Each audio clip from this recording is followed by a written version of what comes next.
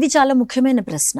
ఎందుకు అనంటే యూజువల్లీ ఆడవాళ్ళు ఇది రిసీవ్ చేసుకున్న తర్వాత అసలు they have to make up their mind. నేను వెళ్ళి మాట్లాడాలా వద్దా?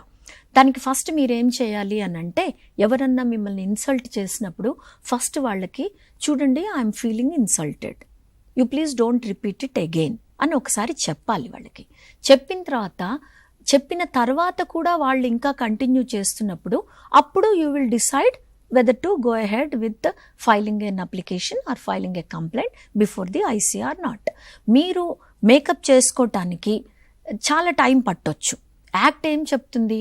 3 months లోపులో, ఏది ఈ హెరాస్మెంట్ జరిగిన 3 months లోపులో మీరు ఐసీలో కంప్లైంట్ ఇవ్వచ్చు అని చెప్తుంది. కానీ 3 months దాటిపోయింది అనుకోండి, 3 months దాటిపోయింది, నేను ఒక డెసిషన్కి వచ్చే వరకల్లా 3 months దాటిపోయింది, నేను కంప్లైంట్ చేయలేకపోయాను. దాని అర్థము నేను ఇంకా కంప్లైంట్ చేసే అవకాశాన్ని కోల్పోయినట్టు కాదు.